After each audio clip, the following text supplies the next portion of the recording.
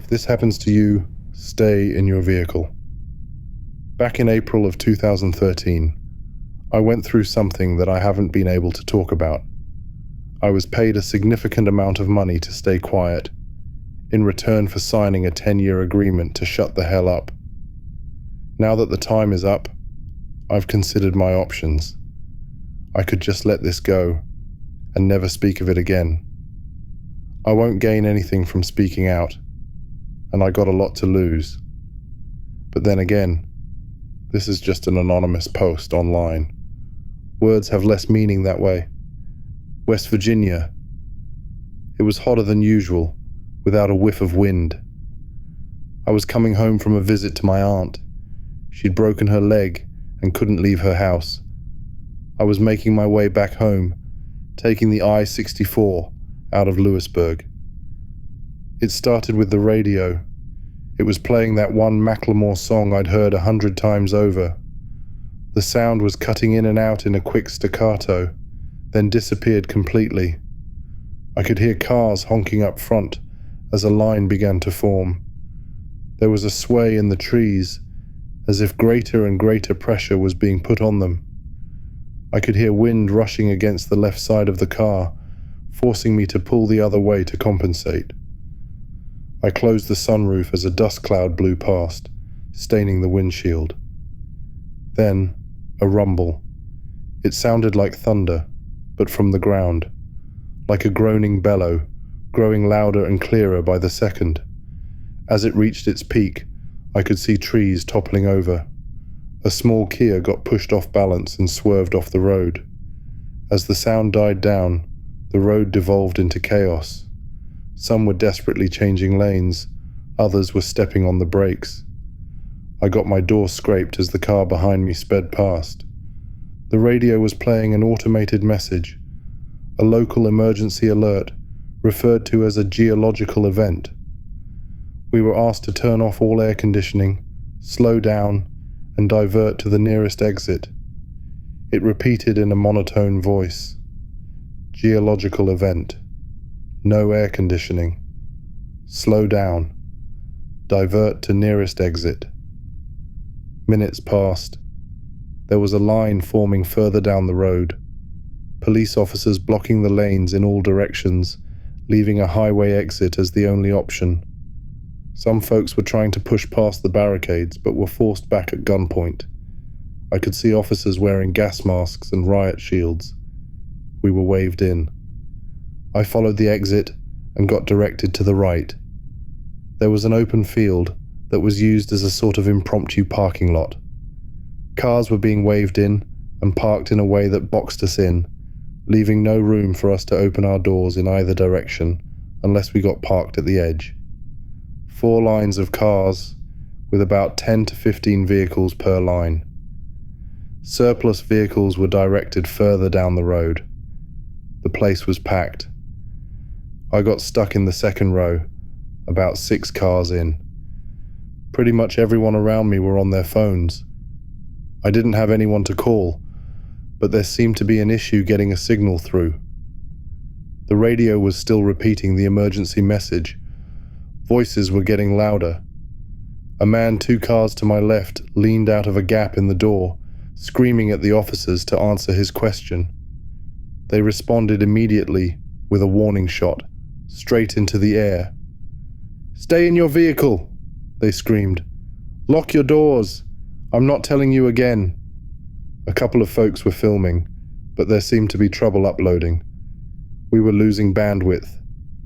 It didn't take long until phone signals were completely blocked.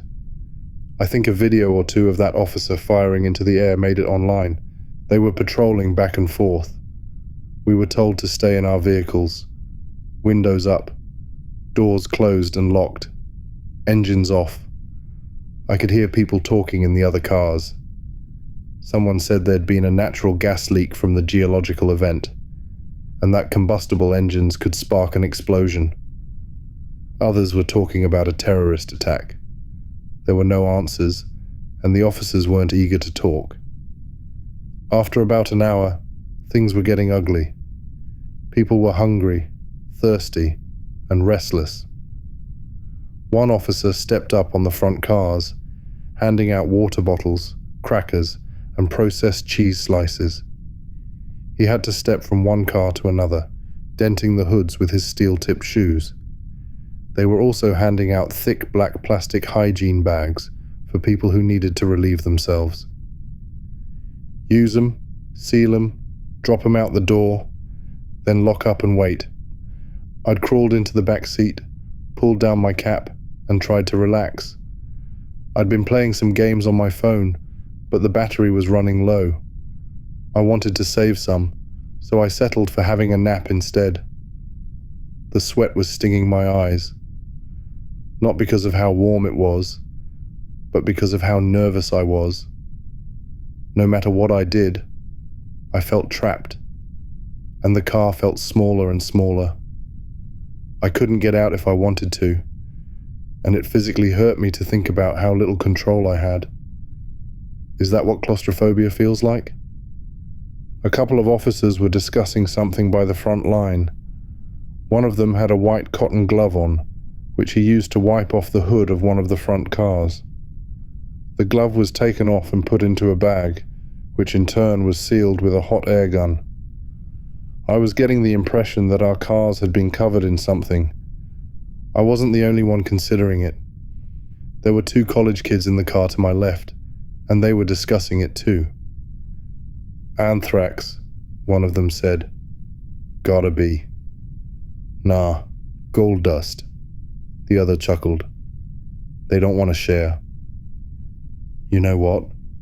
The first groaned. I honest to God hope you're right. You're not. But I hope you are. I joined in the conversation shortly after. I offered another explanation. Something combustible. Something that might blow up if we started our cars. They were willing to consider this. The car behind me couldn't hear us, but the driver held up a notebook with the text. If we don't know what it is, it's got to be aliens. I couldn't tell if they were serious, but they weren't laughing about it. A man in his 50s, and what looked like his daughter. There were a couple of other folks in the other cars. A man in a black shirt, sort of looked like a preacher without a collar. 2 middle-aged women with a kid in the back seat. A fat man blaring Johnny Cash from his stereo.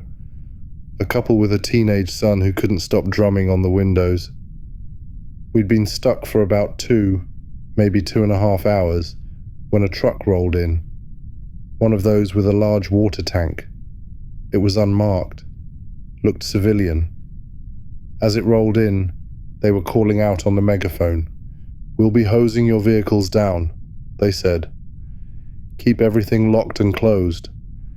Then we'll be covering your vehicle with protective plastic while we wait for it to dry. After that, we'll start letting you go in an orderly manner.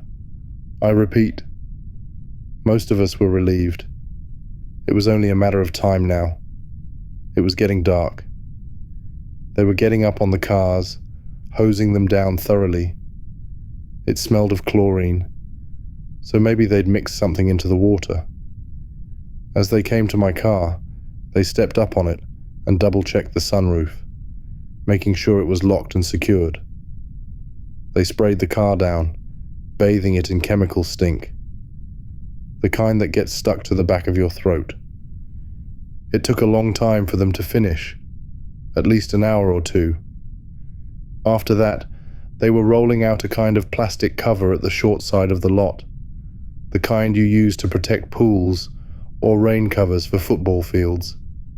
They used 2 squad cars to slowly drape the thing over the entire lot, securing the edges with large rocks.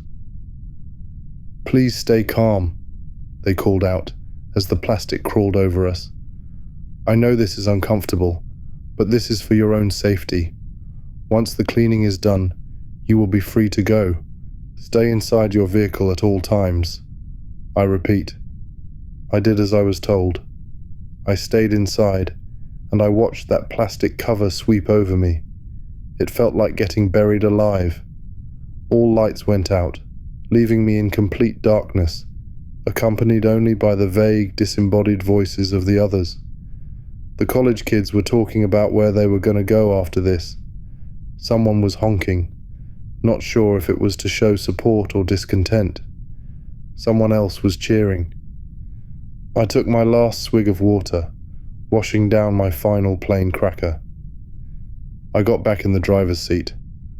I could hear as they finished moving the plastic cover and parking their squad vehicles. I waited patiently, figuring it'd be maybe another hour or so. They hadn't really given us a timeline, but I could breathe a little easier. Sort of. I was going back and forth between feeling empowered with my hands on the wheel and feeling like I was stuck in a metal coffin. It was so dark, and everything smelt of plastic and chemicals, like a car wash stuck in time. As the excitement died down, I paid more attention to the background sounds. I tried to filter out the various discussions from the nearby cars, and somewhere in the distance, I heard raised voices. It wasn't coming from the cars, but the officers. Whatever they were talking about, it was a heated discussion. An hour came and went, and people were getting impatient. More cars were honking. Others were yelling, demanding answers. I couldn't get my leg to stop shaking. The more I thought about getting out of there, the smaller the car felt. I was hyper-focusing on things I couldn't control. I was a little thirsty, and I was out of water. I needed to use the bathroom. I wanted to stretch my legs and go for a walk. I wanted to breathe fresh air and get that awful chemical taste out of my mouth. I heard cars starting, accelerating. The truck was moving, somewhere off to the side. "We need you to stay in your vehicle," a voice screamed over the megaphone. "Do not leave for any reason. Stay in your vehicle." Cars speeding off. Not many, but a couple. Then, quiet. The officers left us there. Everyone was quiet. A couple of folks had opened up their phones, using them as flashlights to look from car to car. Looking out at the sea of vehicles, all of us trapped under that dark cover, I could see a handful of lights cut off by sharp silhouettes. I couldn't make out who was who in the dark. It was all just people. Anonymous. I heard a gasp somewhere in the back. There was a metallic clunk, like when the officers climbed atop our cars to get us our water. There was a careful cheer, as some folks figured they were taking off the plastic cover, but that wasn't it. Instead, there were more footsteps. The cheers slowly died down as more and more footsteps pattered across our cars. I stopped counting after a dozen. The silhouettes in the other cars were still. We all held our breaths, waiting for an answer to show itself. What the hell was going on? What was that sound? Somewhere off to my right, I heard a voice. "Who's up there?" It sounded like an older man. I'd seen a pickup truck that way earlier.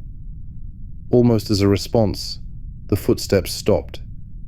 There was a faint clicking sound, like someone snapping their tongue against the roof of their mouth. Click, click. And from further away, a click in response. From somewhere to my left, another couple clicks.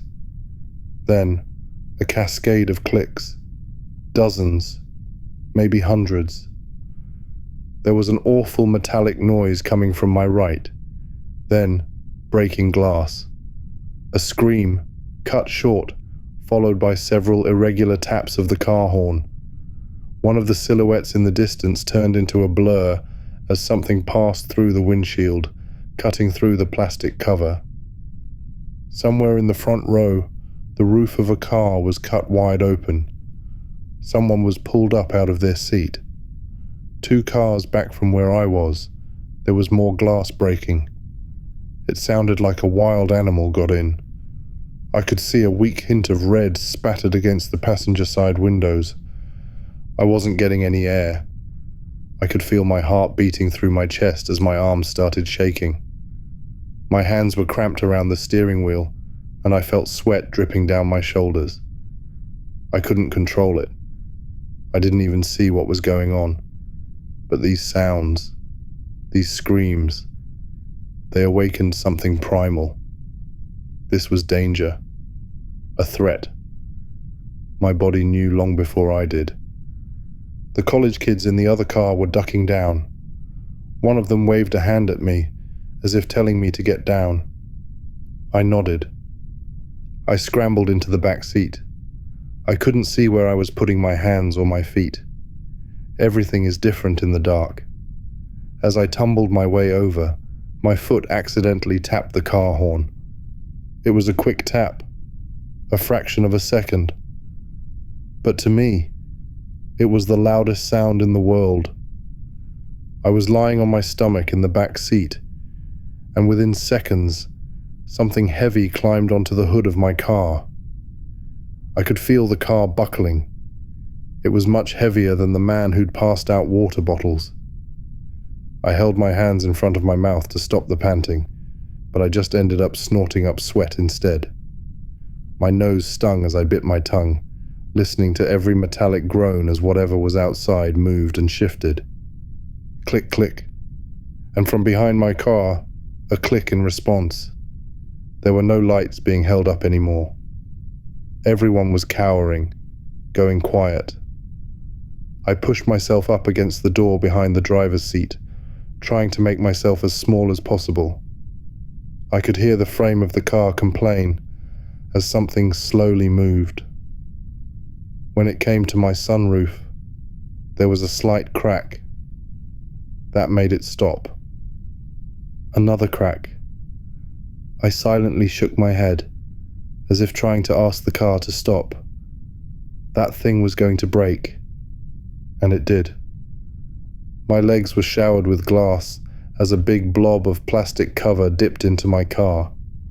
Something big came tumbling into the front seat, still covered in protective plastic. It twitched and spun around, its clicking turning from a careful question-like noise to a never-ending barrage. It was calling for help, alerting others, and it was cutting its way through the plastic. There were footsteps coming from every direction, some of them leaping from car to car, some of them leaping far enough to skip a car as they hurried. I was going to be swarmed within seconds. I fumbled with my hands, accidentally cutting my thumb on the broken glass. I managed to open the passenger side door, but even at its widest, and even when pressing into the college kid's car, it wasn't enough room to get out. Still, I had to try. I pressed myself into the gap and exhaled as much as I could, flattening my chest. While the thing thrashed around inside my car, I could feel my vision going faint. Black spots popped up at the edge of my vision. My arms were going weak, and yet by some miracle, I made it through. As my face hit the gravel of the makeshift parking lot, I felt the burn of residual chemicals. I swallowed my instinct to run, instead staying on my stomach, forcing myself to crawl under my car. There were more of them, some climbing on, some off. My chest was pressed to the ground as the weight shifted. I heard breaking glass from the windshield and tearing fabric. Something was stuck up there, and it was furious, like a trapped animal. I could hear the college kids mumbling to one another, trying to stay calm. One assuring the other that all they had to do was stay low, stay quiet, and wait. Then, something slammed into the passenger side door, the one I'd crawled out of. The door was pressed up against the neighboring car, then fell haphazardly to the ground, completely off the hinges. An ink-black, bird-like foot touched the ground right next to me. I've looked it up since. There were 3 toes forward, 1 toe backward, all clawed. Anisodactyl feet, similar to that of many birds of prey, except larger than a human foot, and with smooth, oil-slick skin. It must have been heavy, at least 400 pounds. If the clicking noise came from its mouth, I can approximate that it was somewhere around 7 feet tall, or taller. It could have been hunched over. How it managed to walk in the gap between the vehicles is beyond me, but I suspect it was very thin. It daintily walked from my car to the others, as if scanning for something. I could barely see anything in the dark, but this thing seemed to navigate it perfectly. It didn't bump into anything.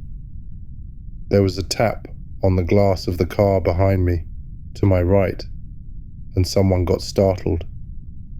A short scream, and the hunt was on. This time was different. It must have caused some kind of chain reaction, as all of a sudden the plastic cover was getting torn up left and right. People were clawing their way out of their cars. I heard someone kicking against their windshield. Another was trying to open their door. I could hear it slamming against the side of the car next to them.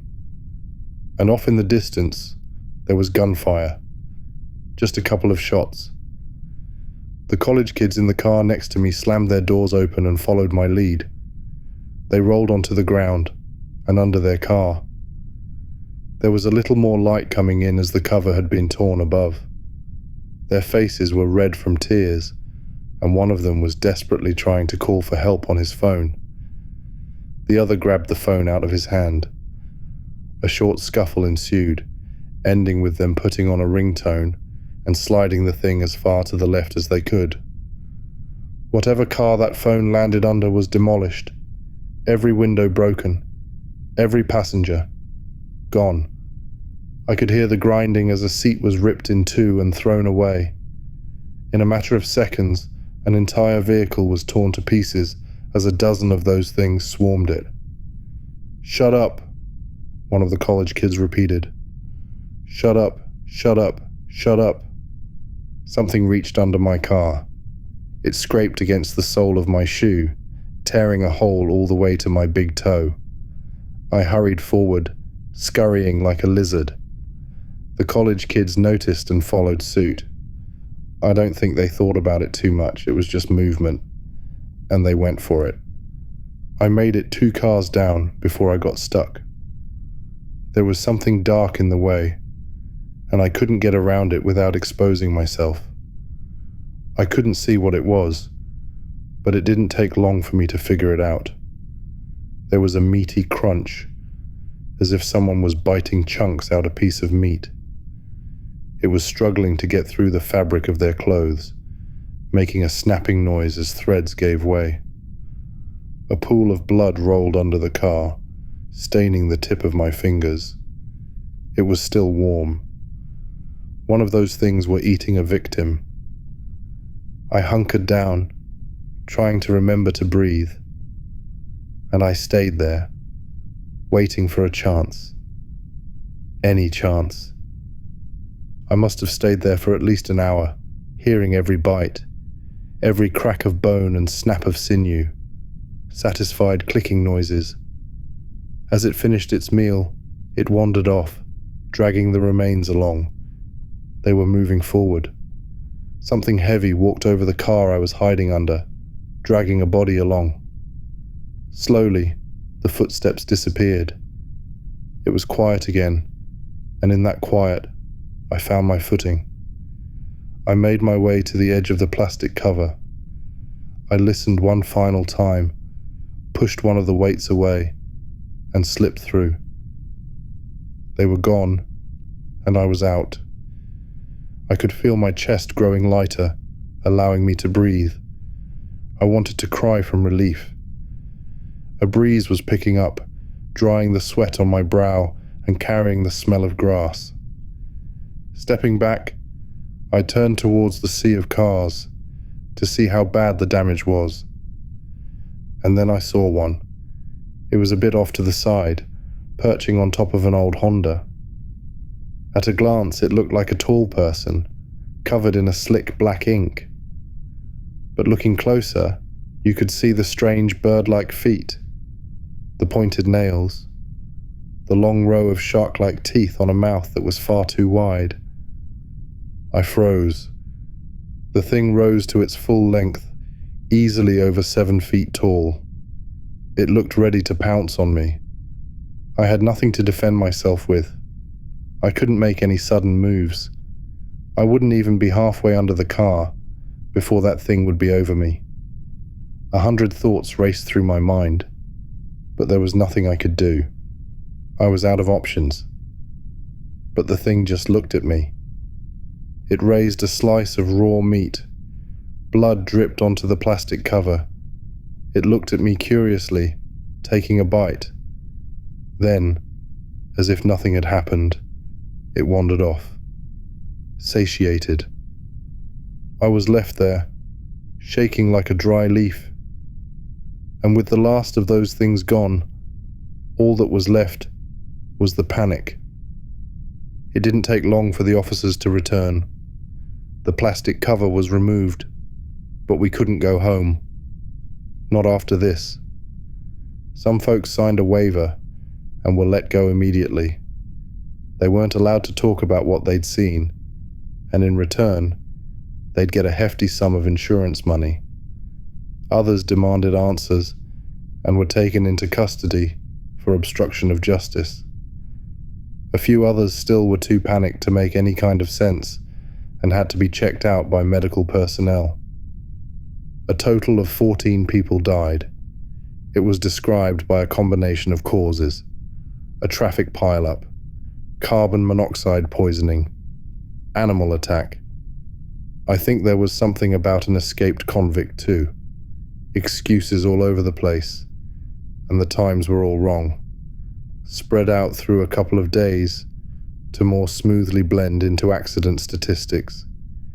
And if you wanted to go home and get your insurance money, you had to sign a non-disclosure. I did too. I know the college kids did as well. Goddamn miracle they made it out. But I saw them. 34 cars had to be towed. 18 people wounded, 6 seriously so. 4 people lost at least one limb. One guy had an arm ripped off halfway up his collarbone. I don't know how he survived. Most people never saw those things up close. They just remember the screams and the breaking glass. Sometimes at night, that's all I hear too. Closing my eyes reminds me of lying under those cars, feeling the pressure as the weight shifted. I still get trouble breathing. I think a part of me is still stuck there. It stayed in my vehicle. Thanks for listening to my story. Even though I'm sure you don't believe me, it feels good to get it off my chest. At least I can know that I warned you. Just remember, if this happens to you, stay in your vehicle and stay quiet.